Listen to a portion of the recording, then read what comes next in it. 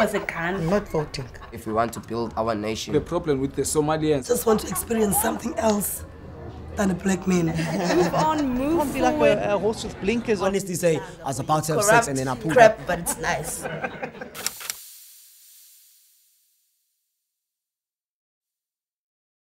My name is Peter John. I am a social activist, archivist, photographer, and I have a particular interest in history and technology. Yeah, my name is Simtanile Azania Kyali.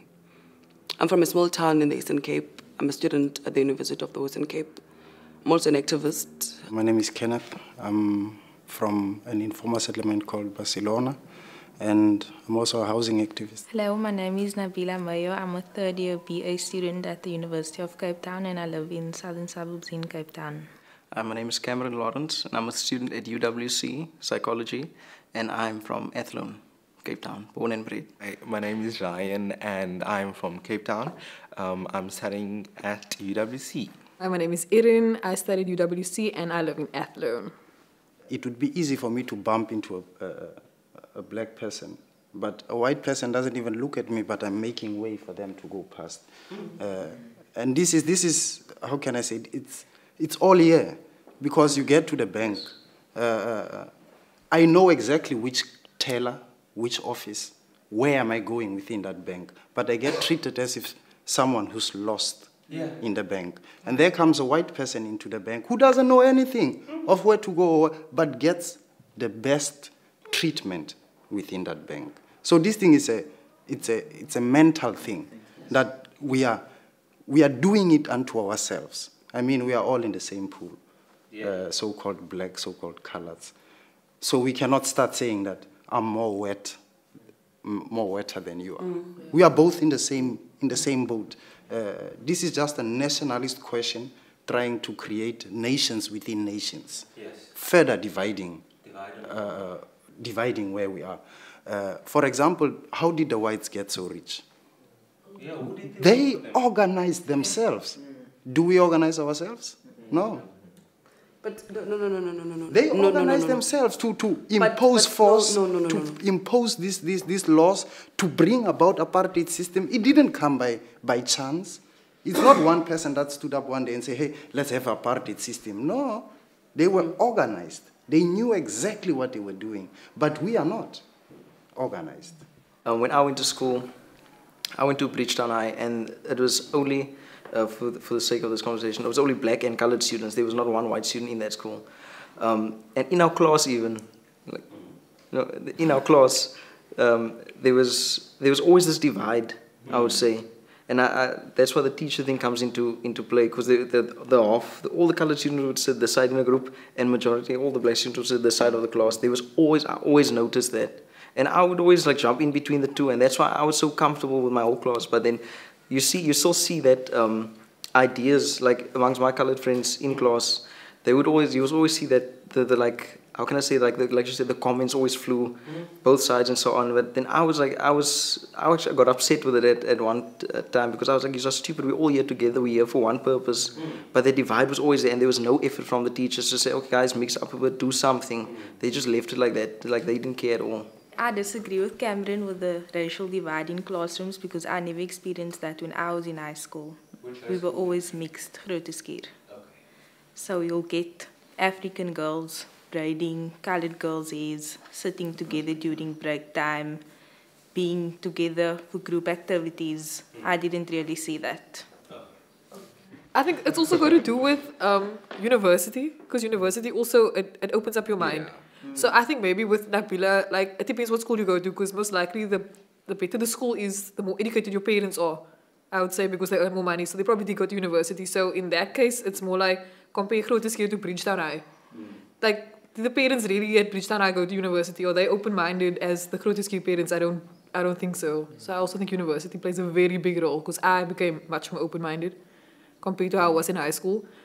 I think that also to actually get to this envisaged non-racial society, because also I share the same sentiments as him, that currently in our society, racism is very much entrenched within our institutions. And as you have earlier alluded, even looking at this thing of us having to categorize ourselves even when looking for jobs. I don't care if it's for statistical purposes, but on what good purpose does it serve to racially categorize people? Now for us to have, because on that on its own, it is multiracialism. Because they don't understand that when you're starting to layer people in terms of their race, you're building more multiracials, you know, and you're further dividing the people, you know. So for us to be able to get to that envisaged society, because universities are part of institution, and they are part of institutions that miseducate people about whom they are, you know. They further perpetuate that violence. So now the process of decolonization, as Fanon puts it, is a very violent recurring phenomenon, because you must also understand that colonization on its own, it was very violent. So for us to be able to even move out and unlearn the society, it first needs to play within our cognitive, you know. Because we've been cognitively dominated, you know. Because now it's not the matter of me going outside and meeting an African Boris who's going to murder me, you know. But it's a matter of now that racism being entrenched within this system and institutions that are supposedly supposing to represent us as people, you know, and are there to develop us as people. But currently that is not happening. Family plays an important role to your perception of different races. I think the media also plays a very huge role on how we view different racial groups. So the media will always protect the white person, and the black person will always say, no, but the black person maybe stole this, the black person committed this crimes, and there will always be, how can I say, action will always be taken against them, but the white person is more likely to get away with it. So we always portray the black person as being the lowest and more capable of doing wrong than any other race. The parents play a role in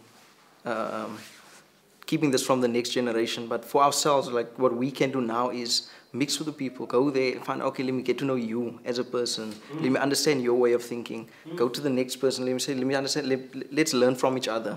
And then maybe all those ideas that were given to us by our parents or by other people about this particular group, we'll find out, no, but they're speaking nonsense. I got to know this person, I got to know this group, and I don't see anything that you're speaking about. So that's how we integrate ourselves.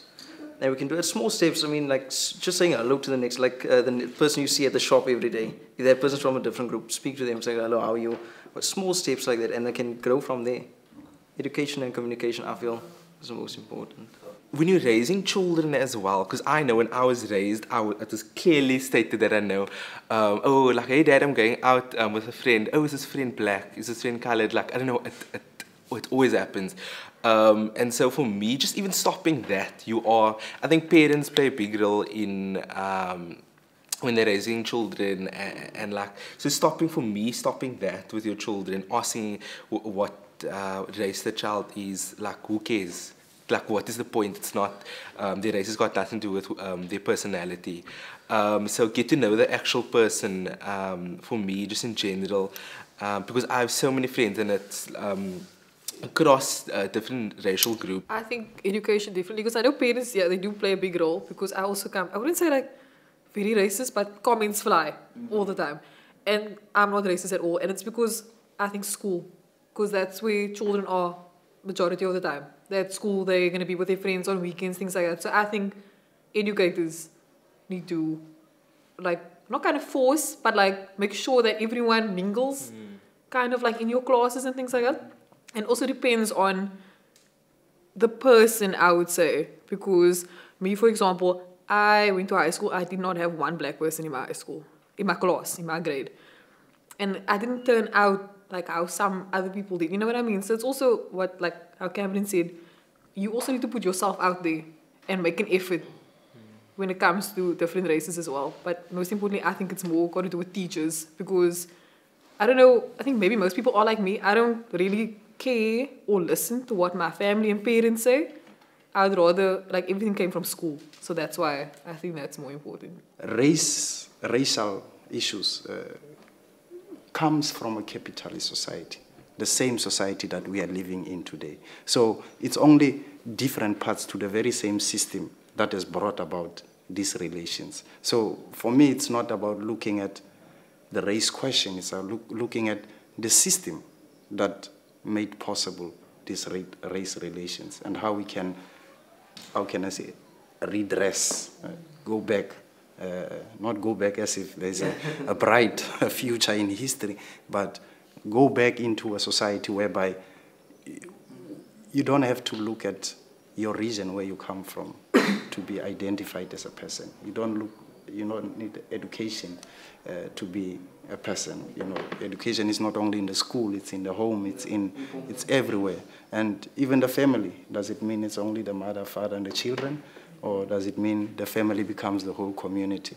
So I think it's time for us to question the answers that has been given on how to overcome things. We need to start questioning those answers. So what therefore we need to do is the matter of education of people, educate people, that therefore when people are being educated enough, people would therefore automatically be able to organize themselves and speak of their oppression, and speak of their social ills, and speak of their depression together as the people, and speak of that envisaged society that they want to have. Because even historically, the fact that we find ourselves in this position is a matter of, even politics was for privileged people, ministers, pastors, people that were educated who were lawyers. You look even in the foundation of the ANC, it was people that were educated who were lawyers, you know. So in that instance, they left the people behind. Because majority of the people were not educated, but they had the glimpse of what they wanted. So they were, in terms of, they were in the epitome of whiteness and in the epitome of knowledge. So they've been much liberated, but they left the people behind in doing that. And fought to find ourselves in this education. So the masses must be liberated so that the masses can be able to organize themselves. Simple. My dream is for us to live in a country where we are judged by the quality of our character and our actions, and not the color of our skin or our history or our language. My dream is to build archives of resistance and archives that are going to speak directly on black resistance and especially women resistance in South Africa, because I feel like women have been excluded a lot. So me building archives of liberation and archives of resistance precisely on women, that's my dream. My dream is being part of Africa that creates its own history and rewrites the history that is now there, so that we can, it's only from our past that we'll get to the future. So I hope I can be part of that society, rewriting history. My dream is for everyone to live in harmony and accept each other and each other's differences genuinely, and not just tolerate each other. My dream is, I just want to live in a space where it's almost similar to what you said, where we don't look at each other based on anything, whether it's your gender, sexuality, race, religion. I don't see the point in judging anyone on any one of those things, because you're going to get to know that person. Yeah. What value can you add to my life? What value can I add to your life? My dream is, let me get this line properly. I think mine is just simple, because I'm such a family guy. Like, just to see that one day, maybe not my children or say my kids, somewhere down the line, that it would just be a thing of that we're all mixed and coming together and kind of, wow, this sounds really cheesy, but like I really think it's beautiful just to see that us mixing and spending time with each other, where it's not a thing of, hey, I'm chilling with my black friend or my colored friend. It's just that I'm chilling with my friend. Well, my dream is very similar to Nabila's, just for people to be accepting. You know, no matter where they come from, what they look like, just accept people. Just be open-minded. Don't think too deep about it. Just, this is a person. Make friends with this person. Don't like this person because of their personality. Don't go any deeper than that. So yeah, just to be accepting. Yeah, Z, you should ever sit and talk with people, or else take a walk and create a straight talk. Talk what is nice, it will make you feel stronger. Listen what is right and say what is wrong. You should ever sit and talk with people, or else take a walk and create a straight talk. Talk what is nice, it will make you feel stronger. Listen what is right and say what is wrong.